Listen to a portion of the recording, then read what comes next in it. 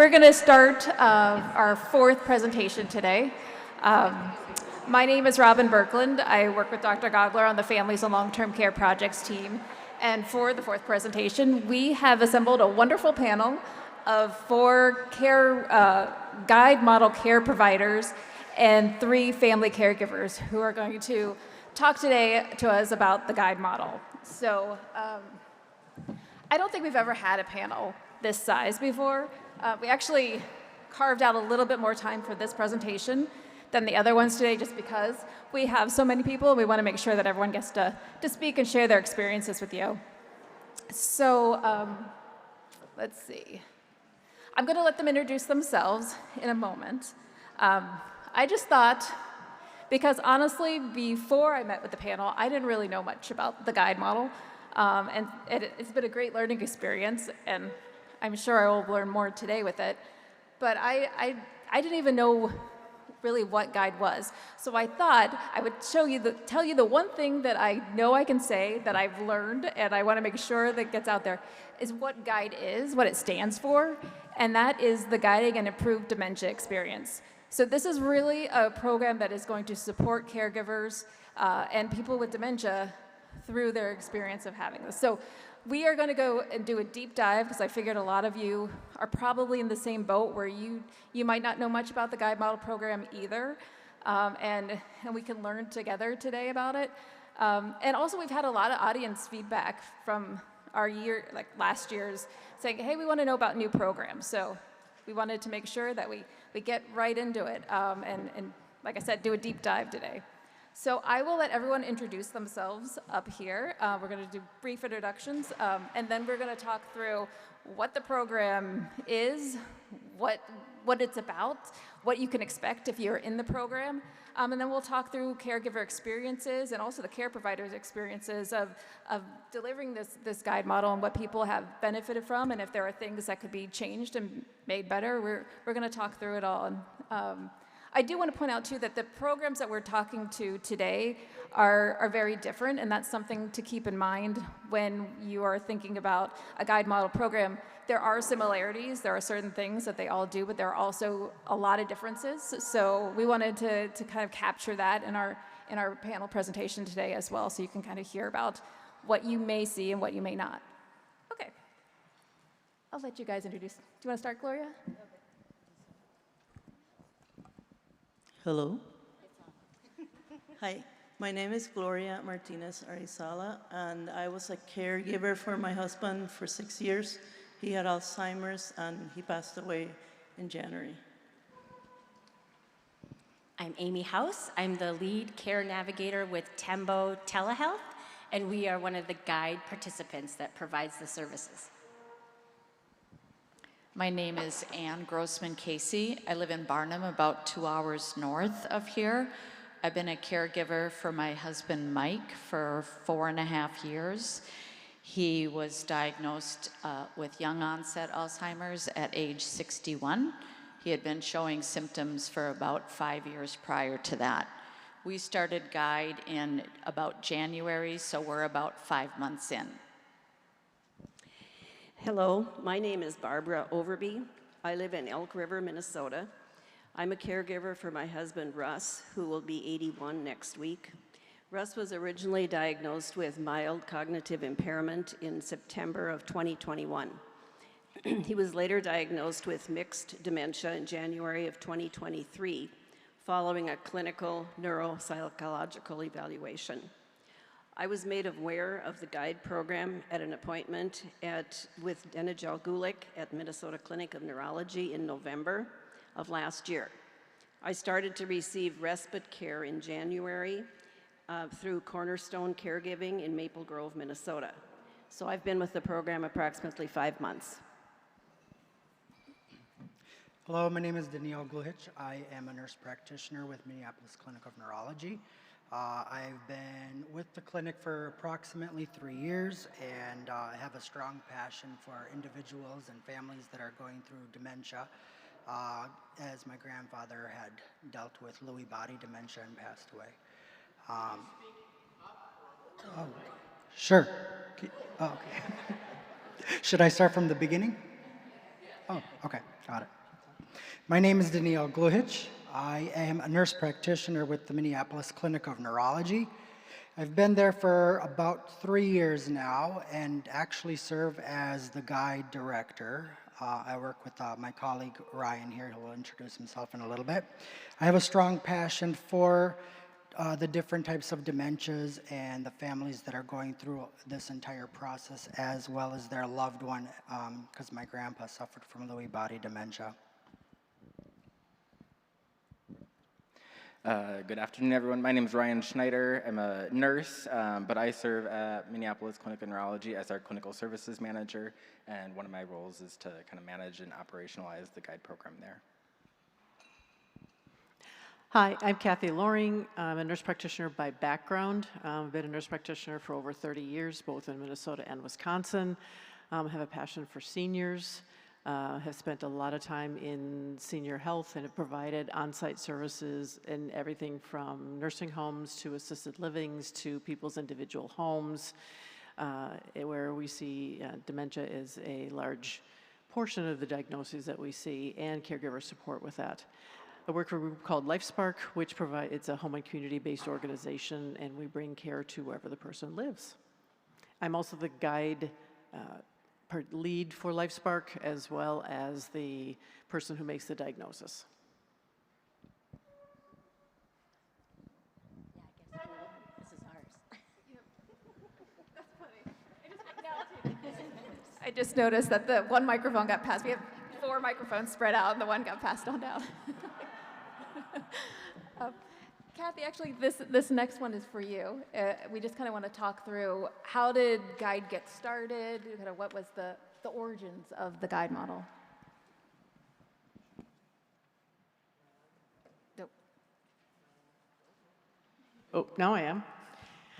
So the basis of the GUIDE model, it's actually interesting. This started in a program in University of California in San Francisco in 2014 to 2018. It was based on a grant from the Centers of Medicare and Medicaid Innovation Center. And it was launched in their Memory and Aging Center as a research model. And the idea came from the fact that most families living with dementia have a lot of additional, I would say, challenges, and not just medical. There's a lot of the caregiving, there's a lot of social areas, there's a lot of things that are going on within the home, and how can we help the person be able to stay at home longer than moving to assisted living, longer than moving to a nursing home. So that's really what it was founded at. And after the 4 years, what they really found was through the coordination, through bringing in more of the social model support, the study showed that there was fewer emergency room department visits, there were reduction in medications, so fewer medications, as well as improved caregiver well-being and reduced depression. So a little bit of less isolation as well. So Medicare started this 8 years, it's an 8-year pilot program. It started in July of 2024. It'll run for 8 years. So this upcoming July will start the year 3 of this program. So it's going to be an interesting next 5 years to see where they go with this program.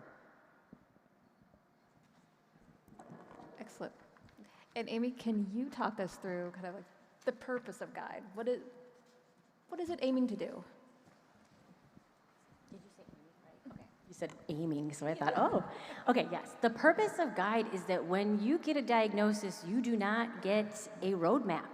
As many of you know, that's why you're here today, to learn as much as you can.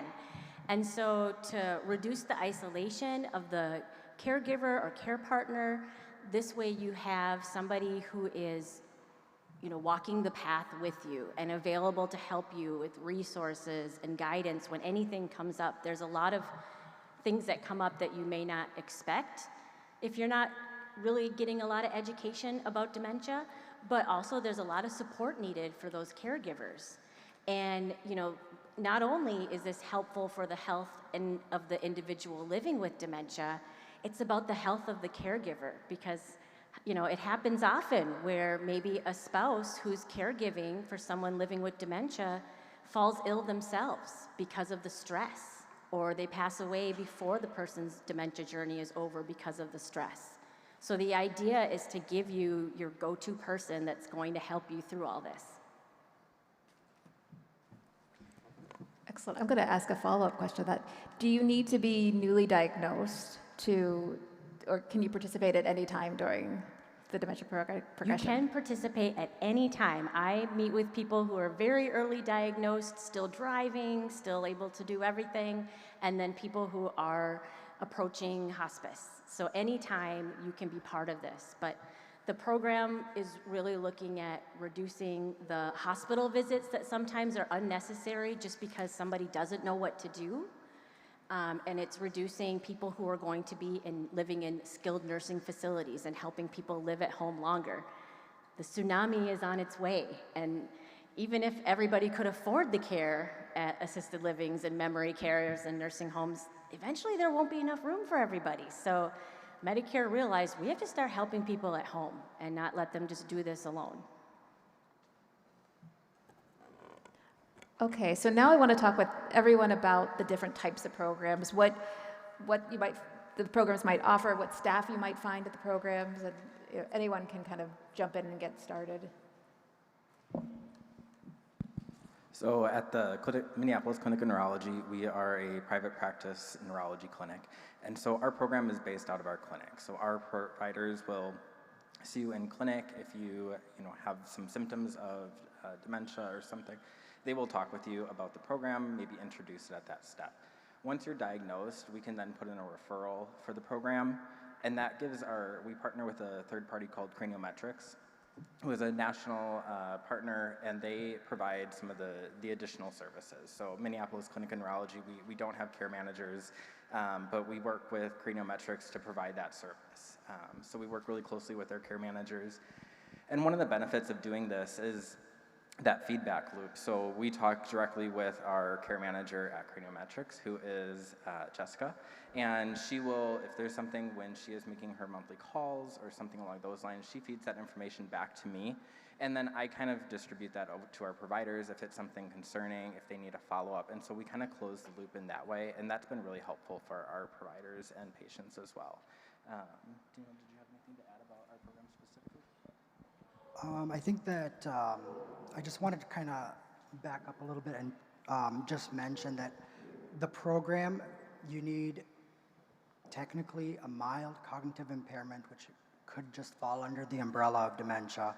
And your functional day-to-day life could be completely normal. You're just having some more difficulties or challenges with memory. Even though you're at such an early stage, I wouldn't necessarily say not to do the program. There is, and we might touch on it later, 45-day waiting period to even get approved by CMS or Medicare to be in the program. So I just wanted to kind of further talk on that. But yeah, I think we've been working quite well with our group provider, Craniometrics. They help with a lot of different avenues or directions that we need to have our patients go, and are very receptive to feedback and then provide us information fairly quick so that way we can intervene quickly.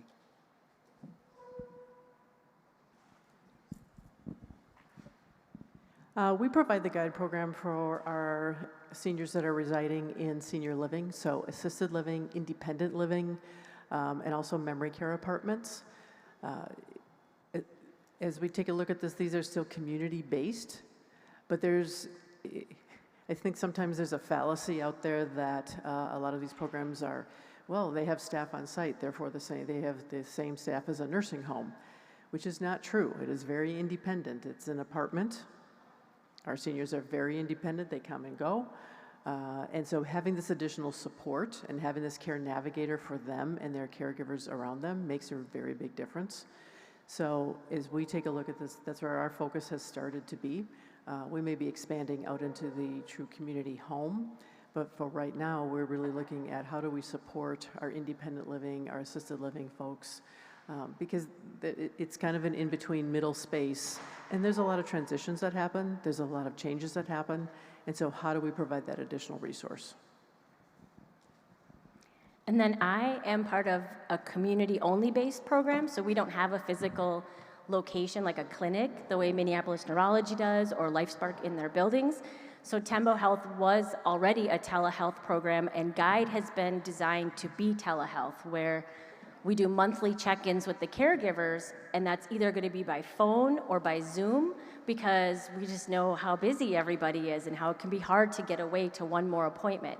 So this is meant to be really easy to do from your home and check in with somebody regularly. I should have probably clarified as well that you do have to have a dementia diagnosis. So if somebody's in those early stages where it's more like mild cognitive impairment, having a diagnosis of Alzheimer's or having a diagnosis of vascular dementia, that's what you're looking for in order to qualify for the program. But you can have a member of the team establish that as well. I think all of our programs are able to diagnose somebody. And that may be really powerful because sometimes it's hard to get somebody to a doctor, right? Or maybe they're in a rural area where there's not a neurologist that they can go to. So part of the program is getting that diagnosis too if you don't have it yet. I have a follow-up then. So if you don't have a diagnosis but can get one through the program, how do you, this is jumping forward because we do have slides about eligibility and enrollment, but how would you be able to enroll without the diagnosis, but then get the diagnosis? Yeah, you still contact any of us. Yep, you still contact any of the programs, and if you don't have a diagnosis yet, that's one of the questions they're going to ask you.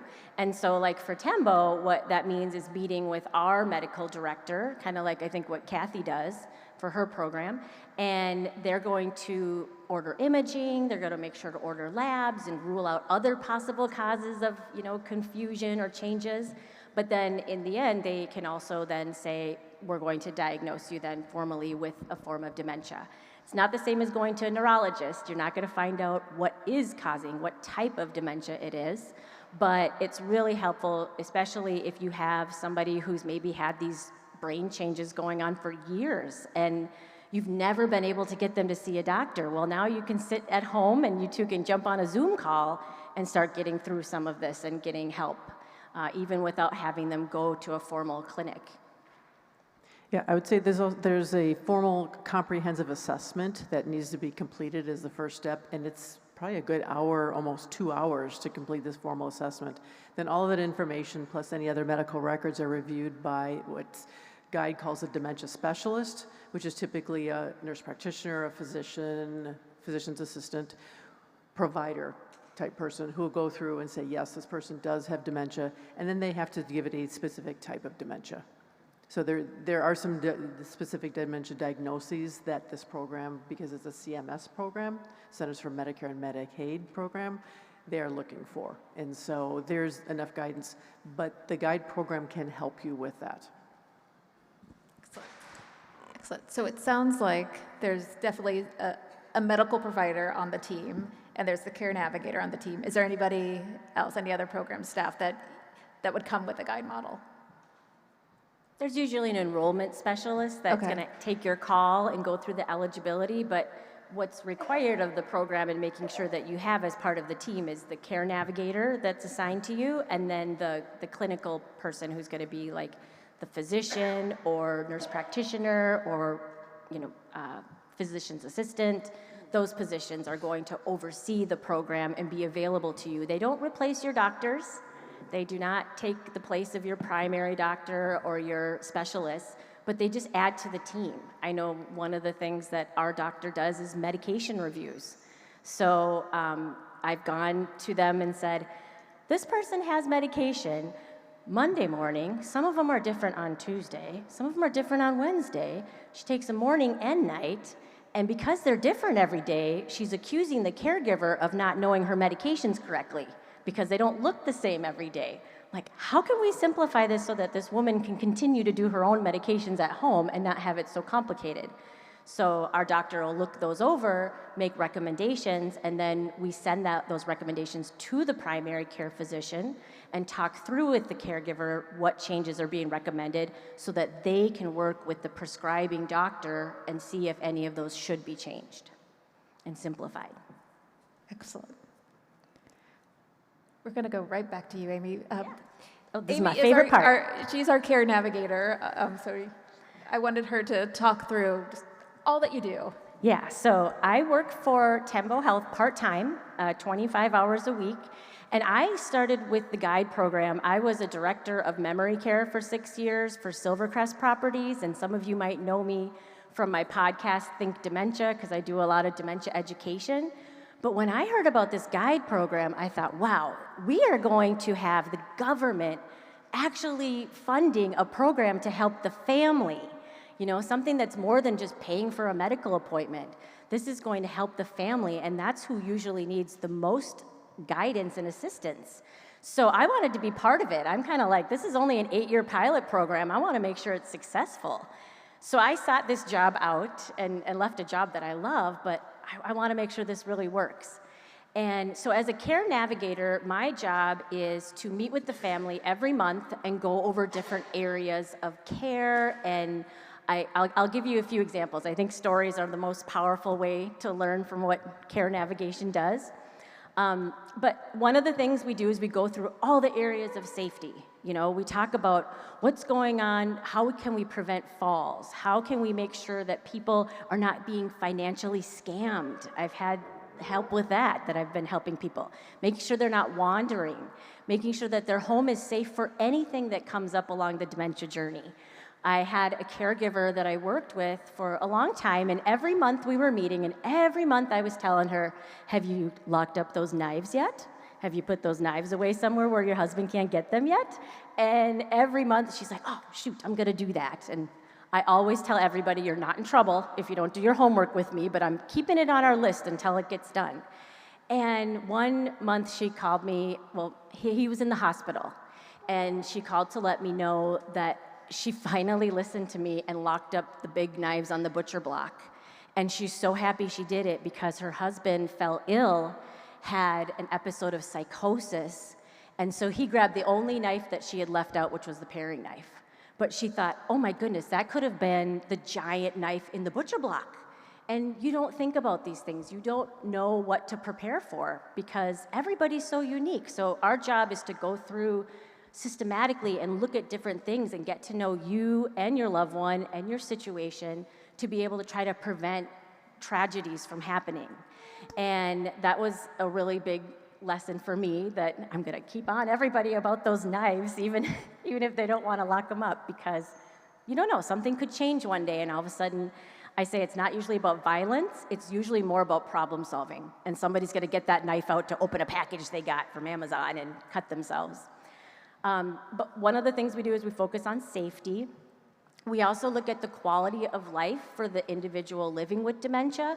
What are we doing to fill their day? What's happening every day? What are some of the areas that maybe are not making their life good, like pain? I really like to talk about pain and seeing if somebody's in pain. How can we help you find ways to control that non-medically, and then also work with your doctors or refer you to a specialist to get that pain taken care of?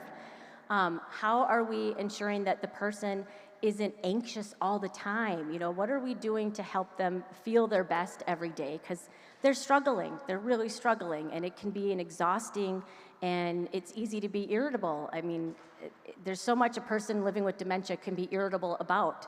So what can we do to simplify things and make life easier for them or make life happier for them? And then we really spend a lot of time talking every month about caregiver education and helping them understand the disease. I work with a wonderful gentleman in New York, shout out to him, and he says that he has a motto for his caregiving for his wife, and he calls it LUSH. He does everything with LUSH, which stands for love, understanding, and a sense of humor. And he says, if I do everything that way every day, we have a great day. And he said that the guide program for him is about the understanding part. So meeting with me every month, he's been able to help prepare for what's next. You know, when things start to when she starts to have incontinence, what's that going to look like? How can I prepare for that and already protect our furniture before something happens on it? And that understanding and being able to know the stages of dementia and how to plan ahead for it is critical.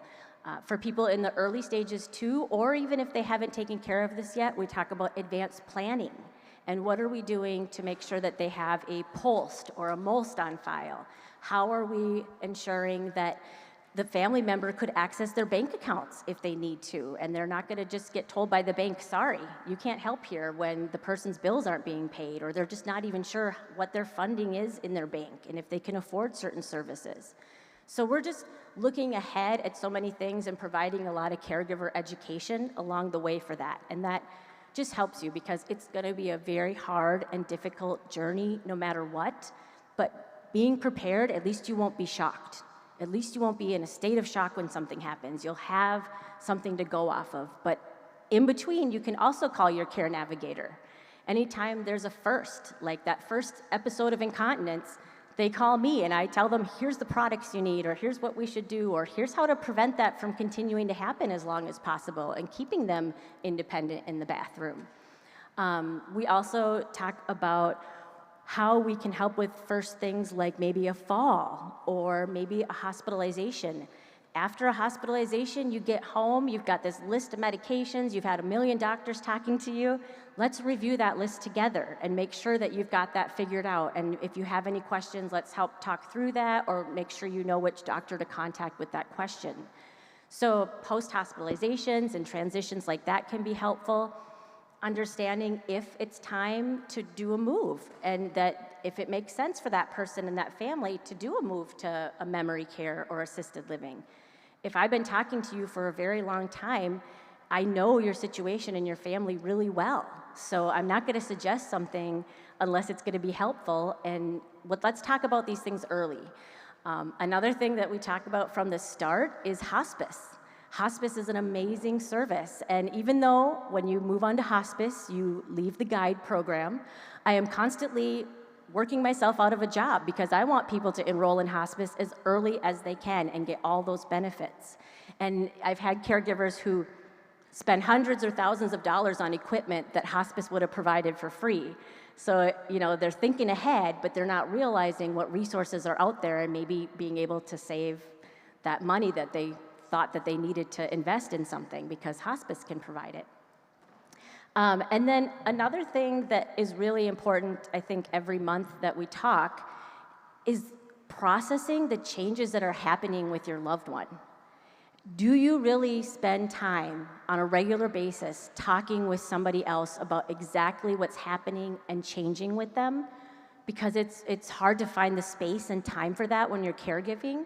So I do think that that's a way for you to grieve and process as you go, as things change, and not just kind of get wrapped up in everything and then all of a sudden have a major moment where it's all coming down and tumbling down at one moment. Let's talk about these things every day and the feelings that you're going through, what team that you've created around yourself. Can I help you find a team? For somebody who does not have a care partner or a caregiver, part of guide is that we need to help you establish who that's gonna be. So maybe somebody's in the very early stages and they do not have somebody that would be their caregiver. We're going to help figure out who is going to be that person, who's gonna be your advocate. How can we get that set up? So there's so many different parts of what we talk about each month, and I do feel many times that this is the only conversation the person has about their loved one's dementia sometimes all month long, and that maybe I'm the only one that they talk to about these things. I had a young woman, a granddaughter, who took care of her grandpa, and the caregiver, the young woman, had a seizure disorder, and a nurse came out from the county that we had helped set up, and they said, you need to have a brain surgery. Let's get things set up at a rehab for a stay for your grandpa. And she said, nope, I'm not gonna do that to him. I will not put him through that. Well, she didn't know that nurse very well, but talking with me every month for a year, I talked to her straight and I said, you are gonna be exhausted recovering from brain surgery. It's not gonna be safe for him. It's not gonna be good for your recovery. And she then was like, yep, okay, I'll do it. So sometimes, as a caregiver, you can't always see the path forward or what might be in your best interest sometimes. But if you have a relationship with somebody and you're talking about these things regularly, you can talk through those things and make whatever's going to be the best decision for yourself with that support. I think that's a little, maybe too much about the care navigation part. No, but I think that helps people to understand what the program is. I mean, that's yeah. And then each program comes with a home safety assessment. So for Tembo, for example, we partner with an organization that has a nurse come out for your original assessment, and then they do a home safety visit. Sometimes if somebody's local in Minnesota, I'll go out and do the home safety assessment, but you don't know what you don't know. I think it's great that we had those occupational therapists up here today showing you all the things that could be very helpful around the house, but you don't know them if you're not familiar with that, and you're not thinking ahead sometimes about preventing a fall before it starts or keeping somebody's mobility up before it changes. So how can we be out in the homes and make suggestions? That's part of the program. Everybody has to get a home safety assessment. Excellent. All right, Ryan, we're going to throw it down to you to talk about respite, and if you want to join in for your other programs as well. But Perfect. Yeah. So in addition to kind of all of the services that come with the program, so like we said earlier, all of our programs are a little bit different, but they all provide the same services. And so care management, 24/7 access to an answering service or being able to get your concerns heard is part of that. The home assessment is part of that, as well as in other assessments. One of the other, I've been told I'm a mumbler. That's what my mom says. Anyways, so in addition to all of those benefits, if you are a high category, and CMS will break that up based on the assessments that are done, you can be eligible for respite services. And so this is something that is really beneficial kind of later in that caregiving journey. And I'll let Denijal talk a little bit about some of the benefits of respite care. So in order to qualify, earlier I mentioned those FAST scores. Oh, sorry, I remembered. So typically it starts out at a FAST of 5 down to 7, which is the severe stage of needing more help with everyday activities. Some of the benefits, of course, are through us, but I think everyone is pretty much around the same. You get a yearly stipend of $2,500. There, of course, as always, changes, so that's what we kind of keep an eye out for in the future. And those services, they will cover either at-home respite care or adult day portion, where the person actually goes to a facility for part of the day. And it's a total of approximately 80 hours, depending on location of where you live and how far you are in the metro.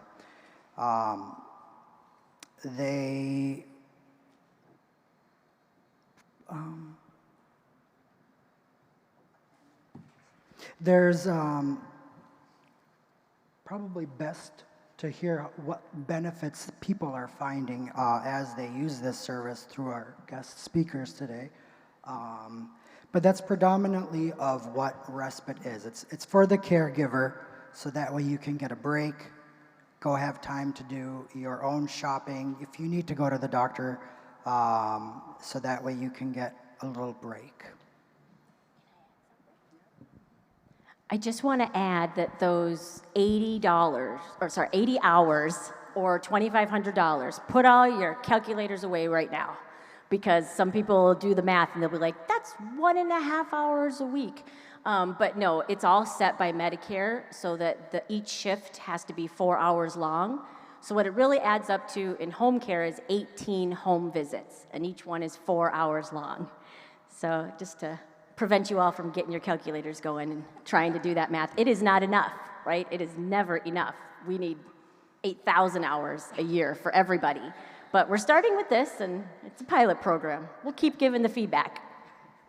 Absolutely. So in addition to those hours of respite, we know that respite is really important for these caregivers. And so some of the benefits of having respite care and just in general is relief from the signs and symptoms that our caregivers can go through. So we know that caregiving has an impact on our chronic health. So our caregivers do need assistance as well, which is one of the really cool things about this program, is because there's not many programs that are also looking at the caregivers who are caring for the people who are chronically ill. A couple of things, starting in, those who reside in a memory care facility would not be eligible for the respite dollars, regardless of whether they were high acuity or not. That's just due to preventing the idea double dipping. There are also some assisted living facilities where the services may be kind of commingled. So it's about kind of defining what is being billed and provided through an assisted living versus what would be provided through respite. For the program, and I'm sure many of us also, we partner with these programs. So for us, we partner with Joyful Companions, Renaissance, and what's my last one? I'm going to apologize to them, but we have 3 of them, and that seems to meet our needs. There are also kind of national partners that we can partner with, so if you are a snowbird or something along those lines, you can provide some of those services when individuals are away from their normal home.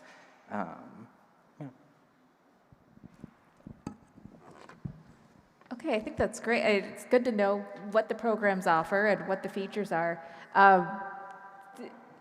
The next few slides kind of go together, like eligibility, how do you enroll, where do you find a program? So we're going to kind of talk through the logistics next.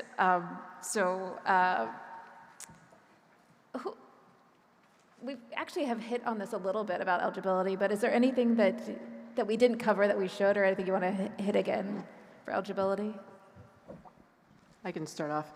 So because this is a Medicare program, from an insurance perspective, you need to have original Medicare insurance as your insurance program. So it has to be through Medicare only. It cannot be a Medicare Advantage program.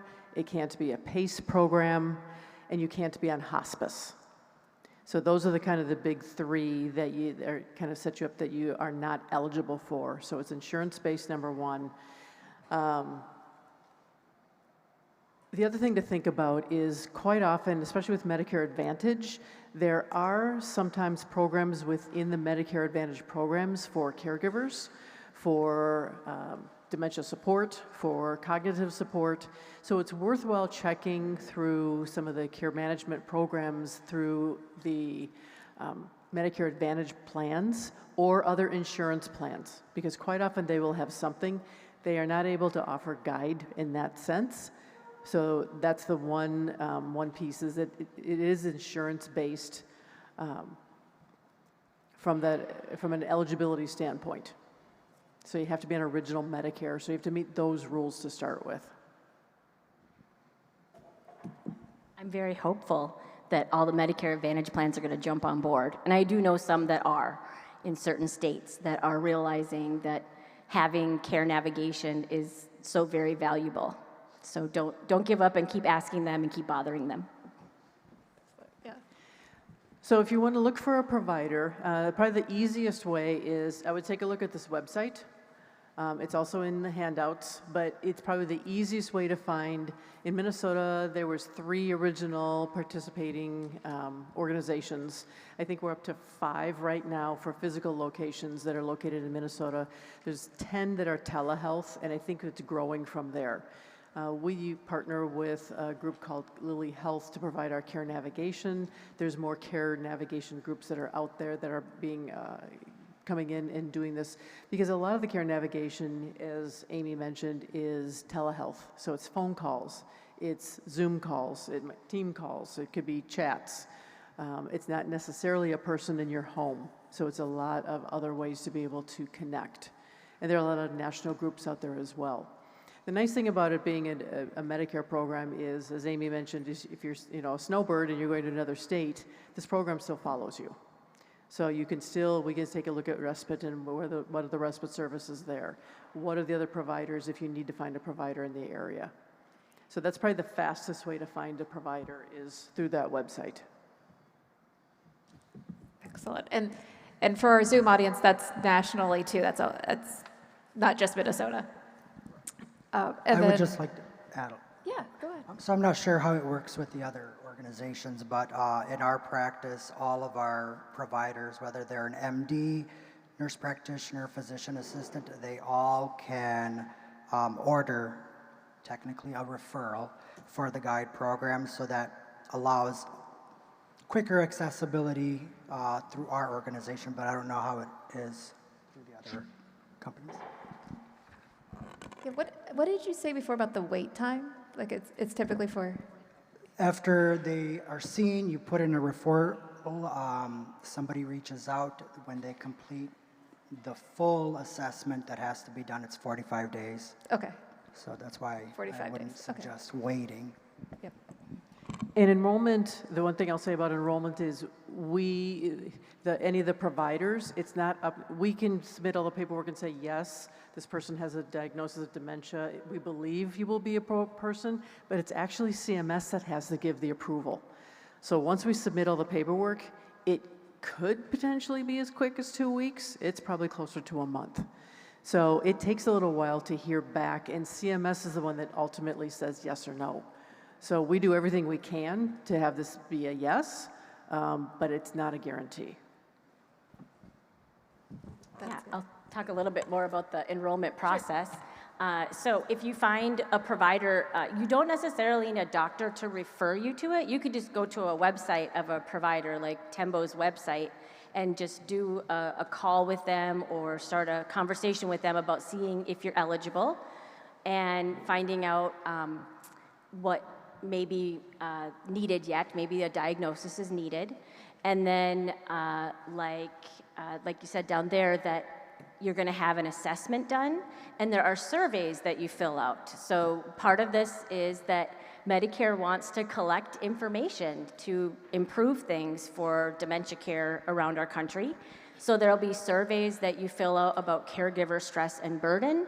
There'll be surveys that you fill about that are quality of life for the individual living with dementia, and then also just some statistics and demographics that they want to collect.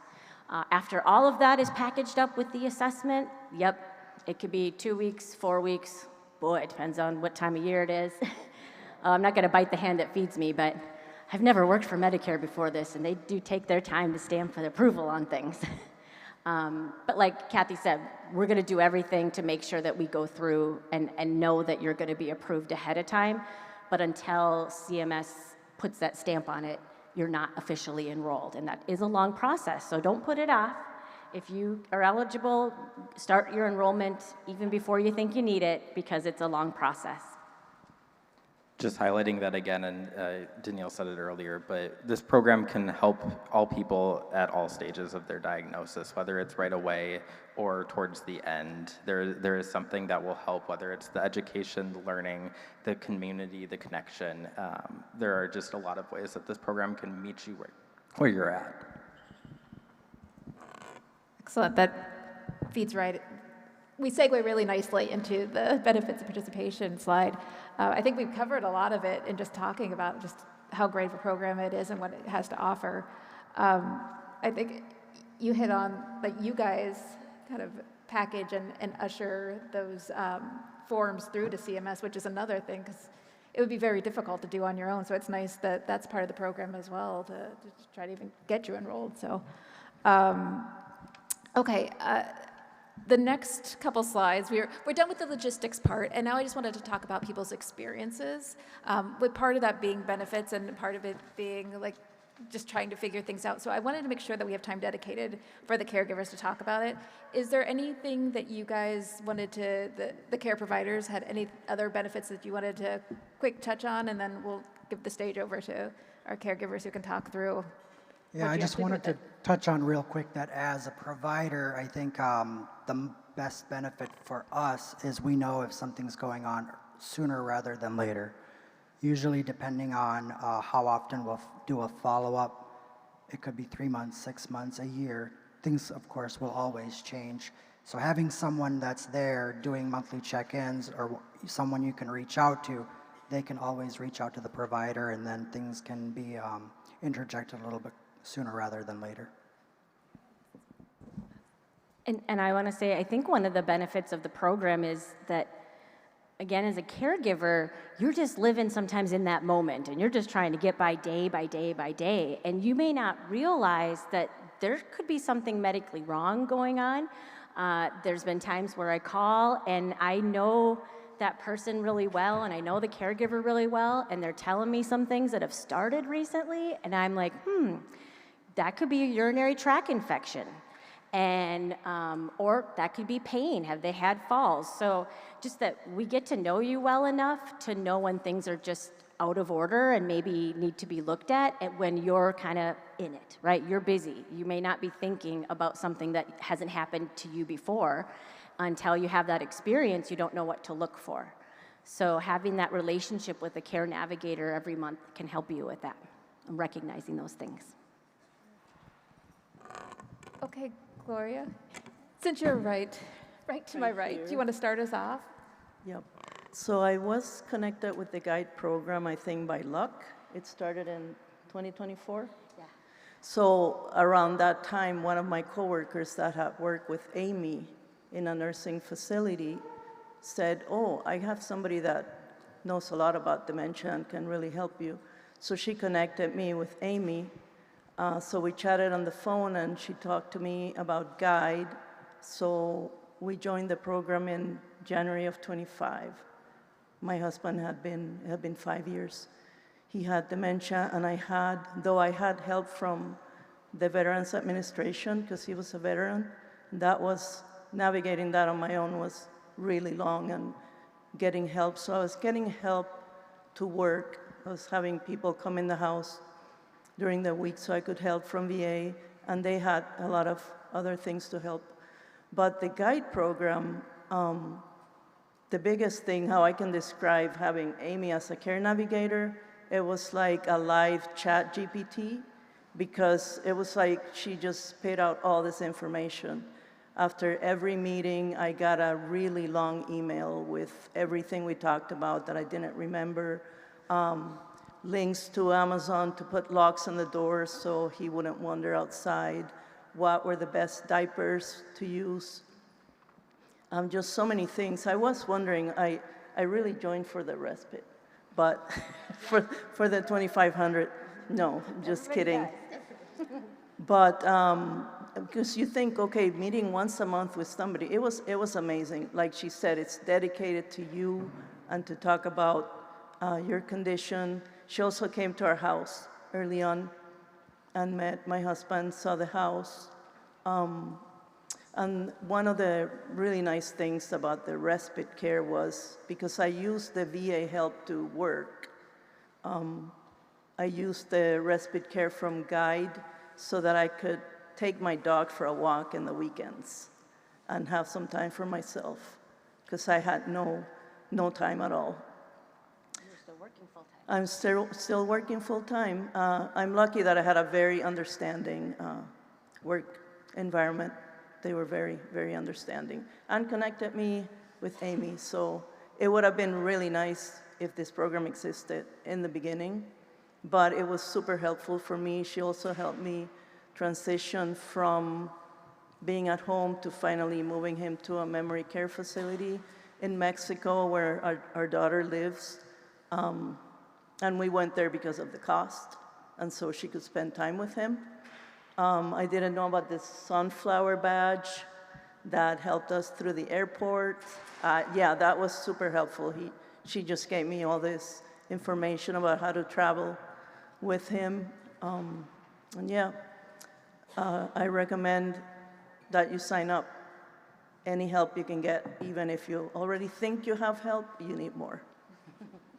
So that's my story.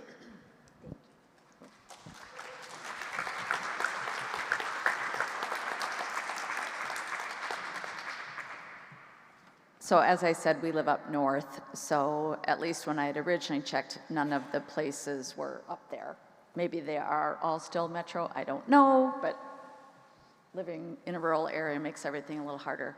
So we work with a telehealth company, not represented here today. So I have mixed feelings about working with the guide program. I'd first like to acknowledge that there are no easy answers or quick fixes for any of the struggles or challenges that come with being a caregiver or a person living with dementia. So the task they are undertaking is daunting from the beginning. One of the things that is positive in my experience with the people from the company. They have been genuinely caring and compassionate and helpful. And some of the materials that come to me via the tablet that was given to me have been very good in terms of the information that's included. One of the things that I think needs improvement is that I am unable to see the history of my daily assessments, which I do for myself and for Mike. It would be really helpful if I could go back to revisit those and use it as sort of a personal journal to track things like mood, sleep, etc. I have been told that the company is in the process of updating their whole system, which will apparently be app-based instead of tablet-based. And apparently some of the things that I've expressed a desire for will be true with the new version. They're not sure when that will be rolled out, perhaps later this year. When I first began the program, I was unable to choose which units I wanted to start with, which surprised me. And the program does seem to be designed for people who have recently been diagnosed. That was not true for us, so some of the early materials weren't too helpful. The whole system sometimes seems a little bit canned and a little bit cheesy, in my opinion. The images, the gentle piano music, Teepa Snow's gems that some of you might be familiar with, I'm personally not a fan of. And I realize that, personality comes into a lot of this too. There is a lot of information about UTIs and falls, which are common, of course, but not concerns of ours at this time. I would love to see additional information specifically about young onset Alzheimer's, but there has been very little. There is an engage button, but there are very few things included. About 40 minutes of cute videos of animals, a couple dozen beautiful photos from across the world without captions or information. Obviously, anybody can Google that kind of thing for your loved ones, but it would be nice if somebody had done the legwork, so to speak, so that would come to me, good stuff, lots of choices, and then Mike and I could spend time with educational or enjoyable engagement. I'm hoping the updated app offers more in that regard. We have not gotten to the respite piece yet within Guide. My company works with NeuroHealth. They wanted to do a cognitive testing with Mike to verify his diagnosis in order to be approved for respite, but I have been hesitant to that for fear of putting Mike through yet another unpleasant experience. I had asked to talk to somebody in advance so that at least I would know what would be asked of him so I could talk to Mike in advance about that, but they would not agree to call and talk to me. Cheryl from the company got involved and she was able to get better information. I feel frustrated when the needs of my loved one are not a priority within the program, but I was impressed when Cheryl intervened. I do like the small daily dose sort of approach that Guide uses, at least in my experience. Every day, when I can squeeze it in, I am doing something to educate myself about what we are experiencing. They will also cater the materials to my specific requests, or my coach, that's the term that's used with my company, has even read my daily assessments and then included information pertaining to my written comments. Like if I say something about sundowning, then he'll send me sundowning information. Overall, I'm very glad that Guide was launched, and I'm eager to see it improved. And on a related note, the AFA, the Alzheimer's Foundation of America, is offering a webinar about guide coming up on June 11th if you're interested in more information. And those things are recorded, and so you don't have to watch it in the moment. You can watch it later if you need to.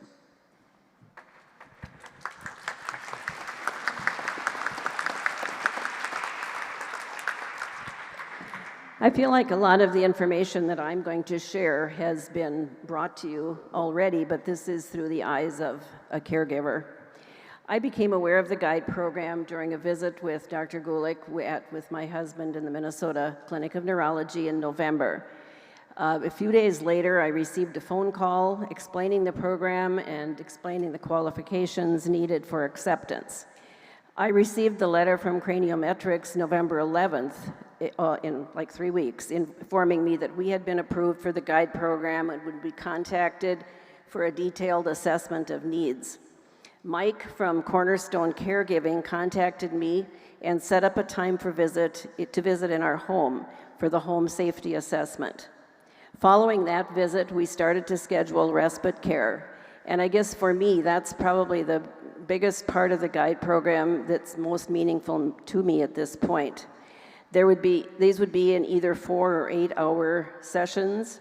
At first, Russ was apprehensive and a little nervous about this program, but as every person would come, he became more comfortable with it. The ladies that came were very accommodating and just so friendly and enjoyed visiting with him.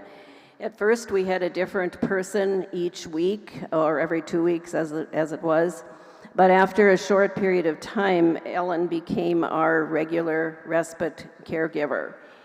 Russ looks forward to her coming. Now it's been weekly. She's been a great fit for Russ. She's very perceptive in what he's interested in. She discovers interests of his and expounds on them through TV shows they watch together, etc. She fills bird feeders with him every week. It's been an enjoyable time. Mike has been very flexible at Cornerstone, easy to work with when we've had to make changes for the visits. He's very accommodating. And of course, it's available 24/7 for questions or concerns that I might have. I too receive the call monthly from Craniometrics to discuss our situation. The person asks what new developments we have, what kind of things I might need help with, what my concerns are, the progression that Russ is going through. And I'm impressed with how fast the replies come in the form of emails, referring me to various sites that have been helpful to me.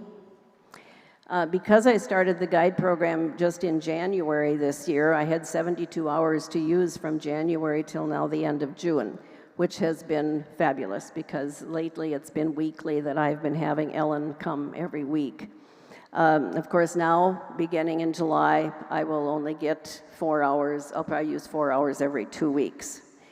This time for me has been much appreciated. I have enjoyed it very much. It's time for me to do what I want to do, meet with my friends most often, go out for lunch, go for walks, go shopping, and I don't have to worry about what Russ is doing, if he's safe, if he's watching the clock for me to come home. So I don't have to be in a hurry. It's just a wonderful time. So I highly recommend this guide program. Very thankful and grateful for it.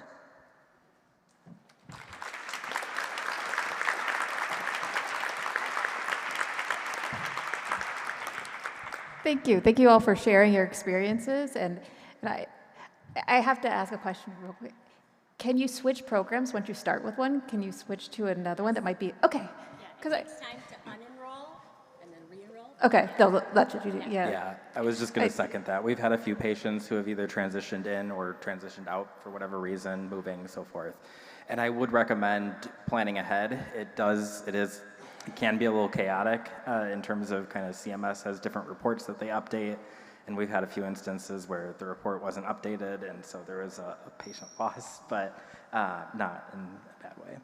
Yeah, because it seems like the real benefit respite, yes, and also personalization, and respite and personalization in the caregiving conversations. And that doesn't sound like what you're getting. It sounds like yours is kind of standard. Everyone gets the, I mean, there's definitely are some resources that are sent to you, but. Some of the things I've been hearing here today haven't been true for us. So like nobody came to our house to look at our house, but is that because we're telehealth? Yeah, But you made it sound like it was a requirement.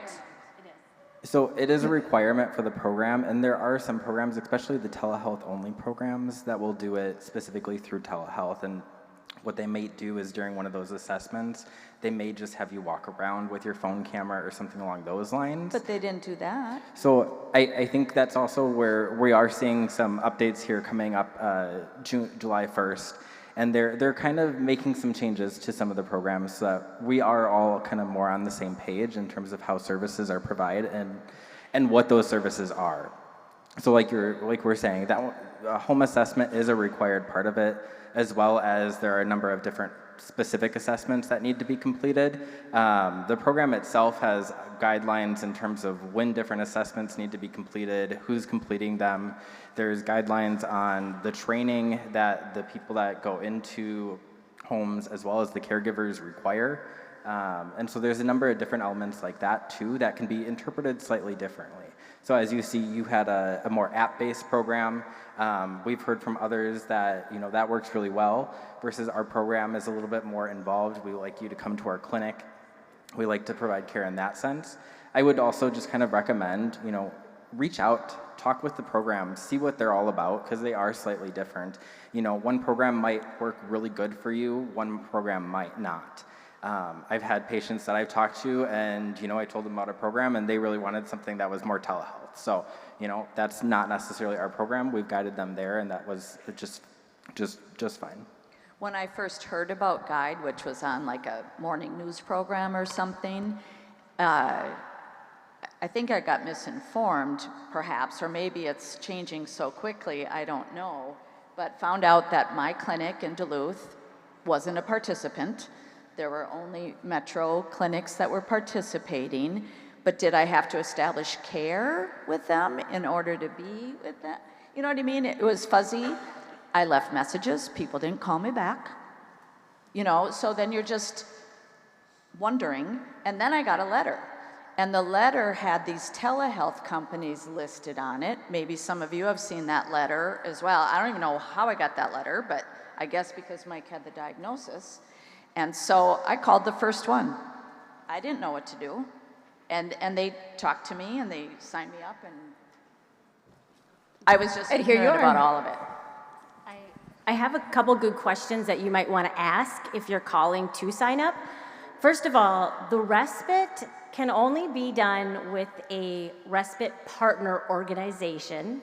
So you can't just take that $2,500 and give it to your sister to come over, or your neighbor, or maybe even your current company that you're working with can't maybe use it. But most Guide participants are willing to make partnerships with new companies. It's not easy because Medicare sets the rates, so they're not going to get paid as much as they would if they were getting privately paid. But it's still a really wonderful benefit. It just may not be available in your area. I work with people all over the country, and I love that Guide can meet everybody in those rural areas. I'm from a dairy farm in Minnesota, so that means a lot to me that people can get this kind of connection and education by phone and Zoom, but it may be that there is not a respite provider in your area. So what you want to ask, if you're looking for the respite part, is you want to say, great, do you cover my area? Yes. Do you have a respite partner in the area? You want to find that out. And that's something that we started screening for a long time ago, where we would do that even before people would call to see if we have that so that we can be upfront with it. And some people are still just like, nope, the care navigation is what I want the most. Or for Tembo, in some states, we provide 24/7 virtual urgent care that's staffed by emergency room physicians. And some people just want that, to not have to run to the hospital if they're unsure about something. So there are questions that you can ask, but definitely ask, do you have a respite partner in the area? And then I'll say also the respite part, it might be a great benefit, but it's not the only benefit. Many people choose not to ever use it if they feel like it's just not going to be a fit for their home having somebody come in. Or it might be that they try it out and it just doesn't go well. Everybody's so unique. Every person living with dementia has different needs, and every caregiver that comes into your home is going to be different. But you can always ask for somebody else if somebody comes in your home. I would say home care agencies are as good as the information you give back to them. So you want to tell them if this person wasn't a fit, let them know so they can send somebody else out. But the respite partners that we are working with, we are so incredibly grateful for, because not everybody will agree to be part of this program because of the rates set by Medicare. And for those that have done it, the families do like that they can try this for free. Because I'm sure you're thinking of a million reasons sometimes why your loved one wouldn't want somebody coming in the home, right? Well, now you can try it out for free. You can try it out 18 times and see if it works and not get a bill for it. So it's an opportunity to kind of introduce help that you may have thought would not have worked and you didn't want to spend money on just to try. Okay, I see that we're closing on time. Is there any pressing questions that? There are just about 1 million questions. Oh, okay. But I think in the interest of time, I wonder if you want to submit your questions to me. I've gathered the questions from online, and perhaps we could send them out just in a collated paragraph. I'm guessing a lot of the questions are the same and perhaps administrative. At least that's what the questions were online. Everybody's kind of wondering, is there a private insurance option? How do I submit the application? When does the 45 days start? All of that kind of thing. So I wonder if maybe myself and the panelists can get together for just a minute and pull together a paragraph, and we can share that afterwards. That sounds great. And if you're willing, right after this, if people have questions. Yeah, I'll stick around as long as you need. Okay, thank you. Okay, I will pass it back over to... I just wanted to add real quick that this is a free service for people who have Medicare's Part A and B. It does not cost you anything extra, and it does not change your insurance benefit. So if at any point you decide you don't want to be in the program, your insurance is not affected at all. So I think the big takeaway is it's free. Again, I know that there were multiple questions in the audience. I encourage you, if the panelists are willing, to come up and ask them directly immediately after. These final comments will be brief, but in the interest of time, since we're at the end of the day, we wanted to make sure we adjourned at the time we had planned. So thank you. Please join me in thanking this wonderful panel.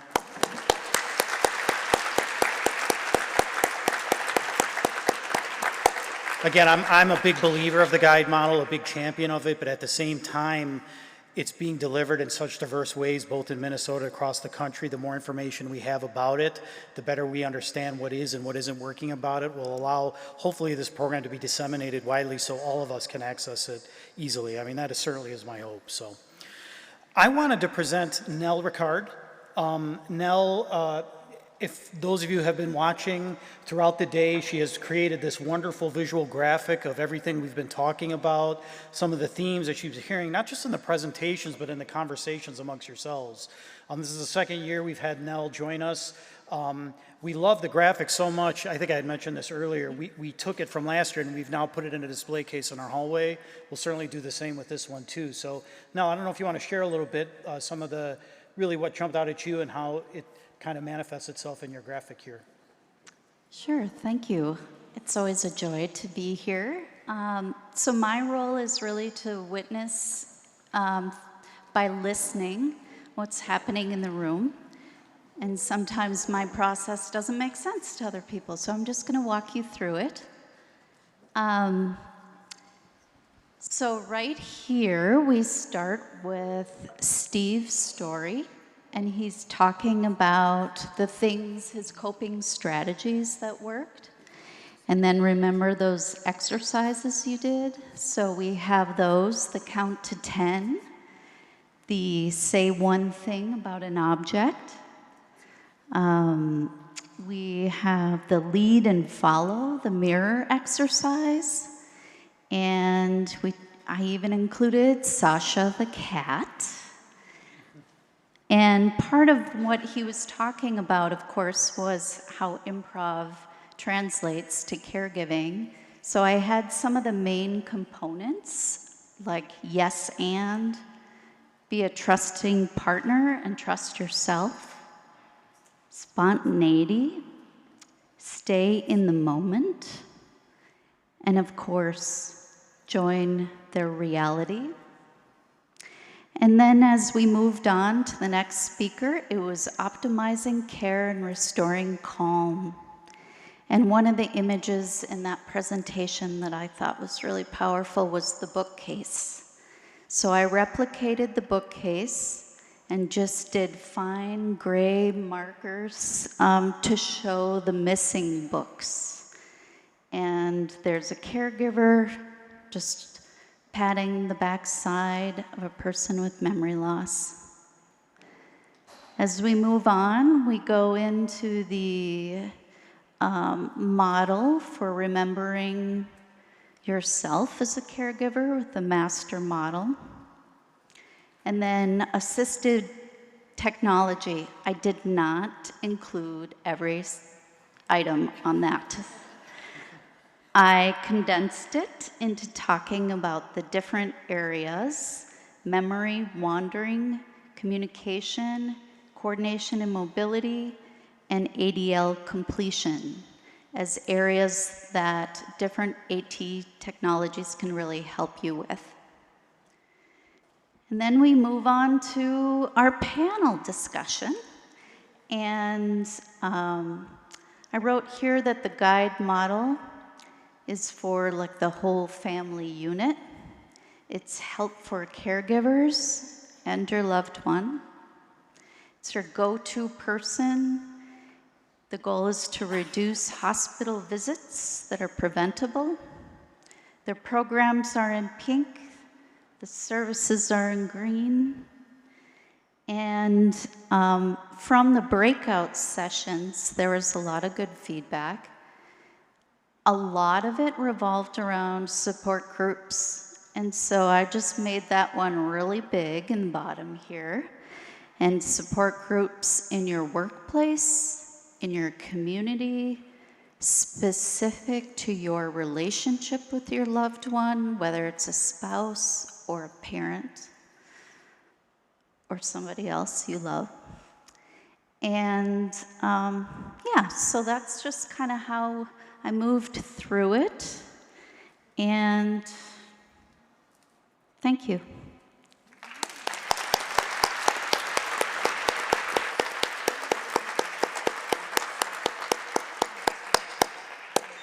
Well, I want to thank all of you for being such wonderful participants and attendees and partners in today's conference. Again, none of the work that we do is possible without you.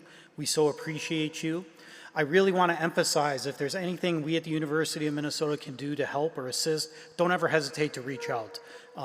Whether you have questions, concerns, need information or resources or connections, we're here for that. And again, it's just always so wonderful to connect with many of you who've been to the conference many years, as well as our new attendees too. I hope you're interested in coming back again next year. Some final reminders. Again, if you have questions for the panel, please don't hesitate to come up and ask them, because I know there were a lot of questions still remaining.